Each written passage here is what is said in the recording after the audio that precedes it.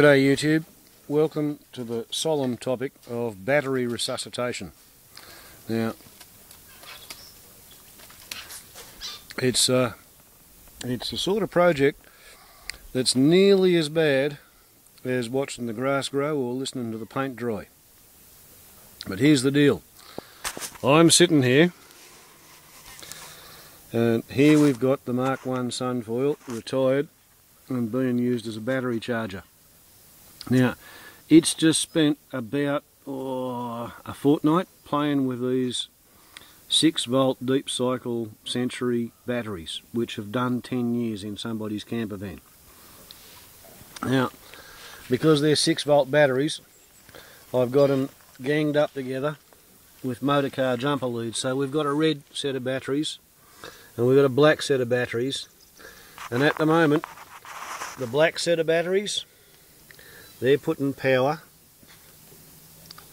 into that cord going over there onto the pyramid. Alright, it's also being monitored by the multimeter, 12.02 volts. Alright, and at the moment it's 12:30 and 15 seconds, so excuse me while I write. Sorry about that. 12.03 volts, and it was 15:30 hours. And what's going on here is these batteries are being load tested for the first time since I collected them. And the load test is being applied over here in the pyramid where I store my electricity, and there you can see 5 amps coming out of them through the inverter, and the inverter is snaking the excited electrons over here to what I call my standard load. We go past the shiny kangaroo water dish drinking bowl, and here underneath a bit of ultraviolet protection, here we have a 240 volt swimming pool filter, which is working on the algae in the ultraviolet protected Chinese inflatable swimming pool that I happen to use instead of a water pump, because it's a water tank rather. It's cheaper than a water tank. It's the cheapest water tank going. It's a 5,000 litre swimming pool, and you can fit 6,000 litres into it if you fill it to the top of the air boom, and they cost about 120 bucks. So, with a Chinese inflatable swimming pool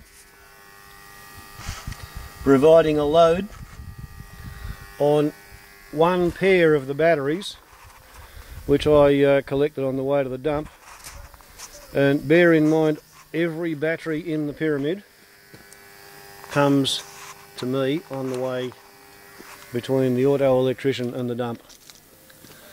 It gets filled up with solar electricity, and normally it runs 240 volt current across there to the humpy that I live in. Humpy is a sort of a fancy word for a hut. So there we go. Now the reason this movie is called battery resuscitation is because the longer it's under load, the more power is coming out of the battery. Now technically, theoretically, this is not possible, but you can check the setup. The black jumper leads are connecting this battery to this battery. These two 6-volt cells are feeding into the pyramid, which is running the 240 volt inverter. Okay, over there we have a battery which used to be in the pyramid. Last time this battery was on the internet was when it was being used with the Sunfoil Mark I in order to operate the solar powered fire extinguisher, which uses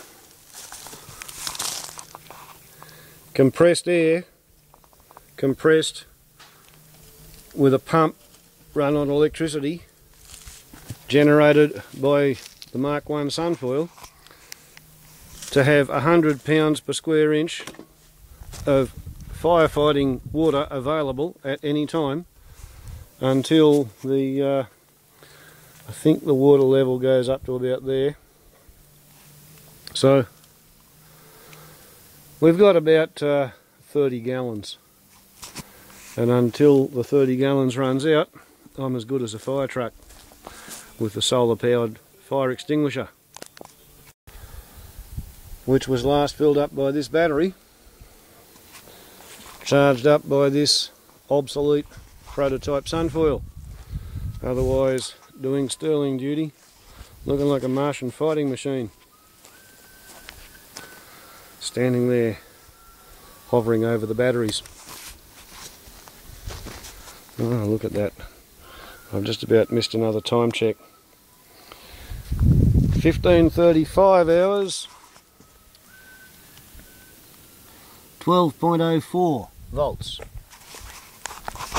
And this is written down on the log, which shows that we've gone from 13.13 volts at plus 0.07 of an amp, minus 5.5 amps, 12.65 volts, 12.46 at minus 5.3, 12.2 at minus 5.1, 12 volts at minus 4.95, 12.01, 12.03, 12.04. Let's go and see what's coming out via the amp meter.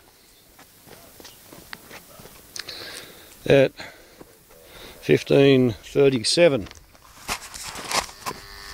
still growling.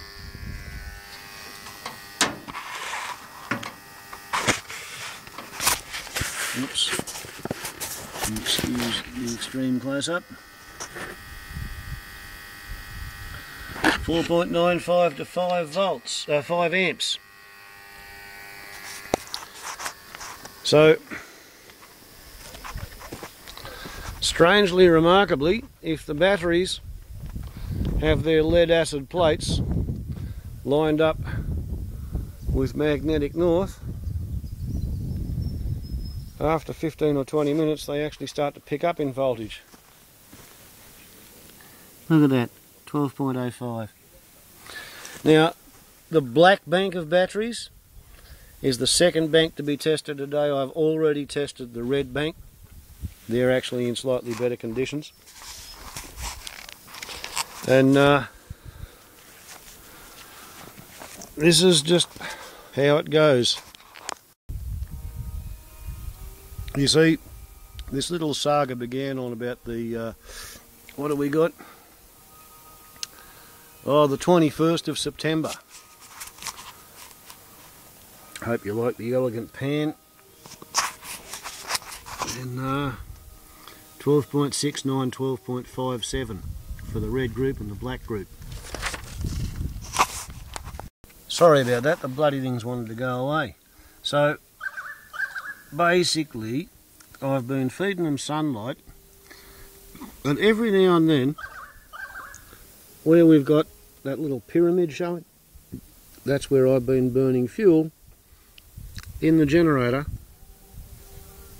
and I've been running the hut on the 240 volt output, and I've been running the 12 volt output into these batteries in a kind of a cascade sort of a fashion, keeping track of the voltages of the 4 particular batteries.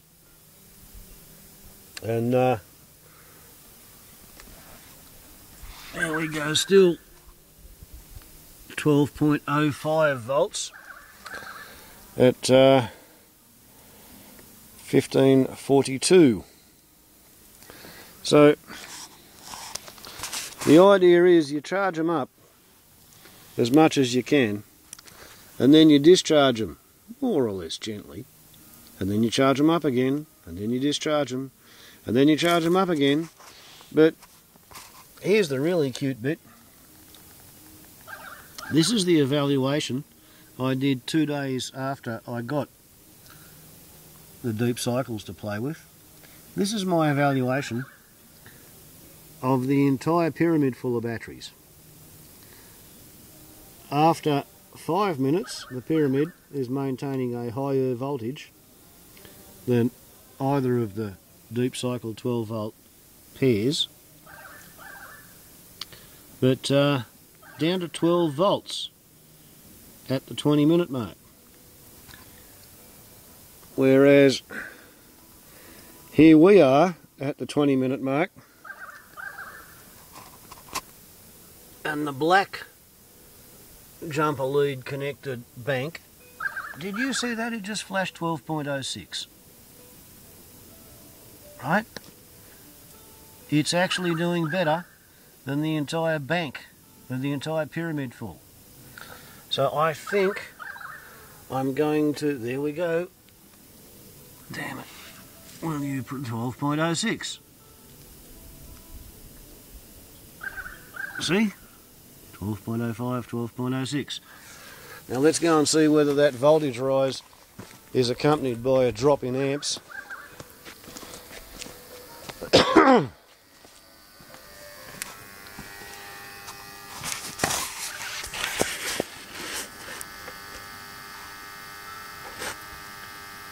Not appreciably.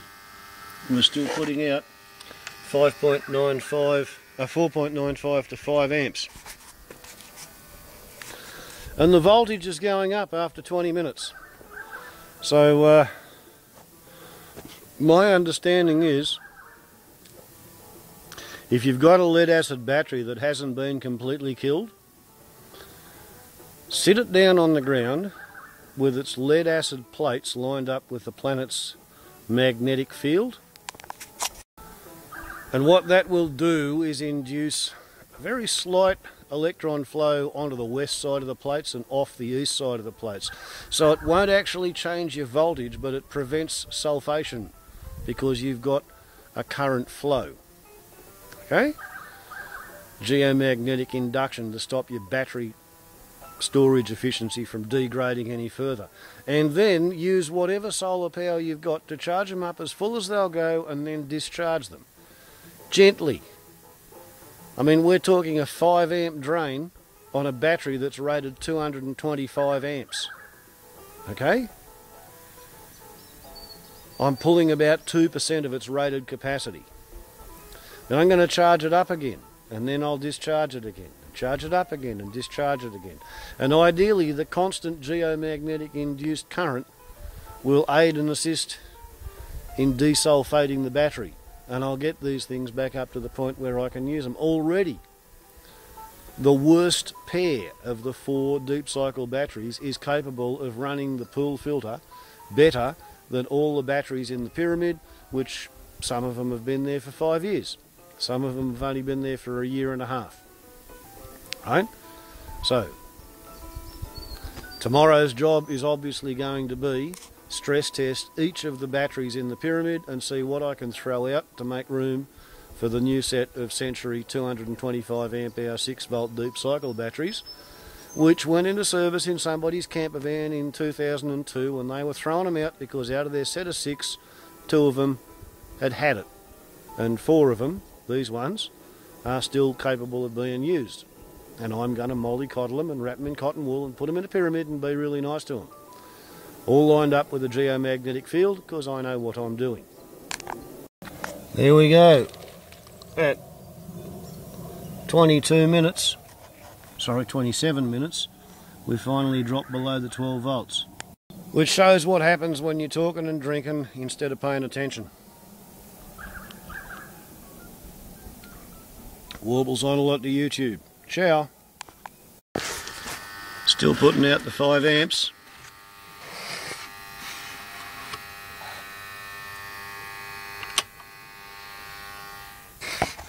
There it stopped. And let's go and see what this thing claims. Okay.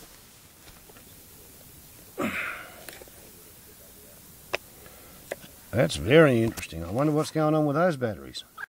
Well, That's a very interesting thing that I've never seen before. The screen froze on the Digitech multimeter. Like I said, never seen that before. But it's now claiming 12.49 volts. Whereas the red bank, which is now reading 12.75 volts, was 12.5 when it came off service. Battery resuscitation. It only makes sense when you get your electricity free from the sun. Ciao.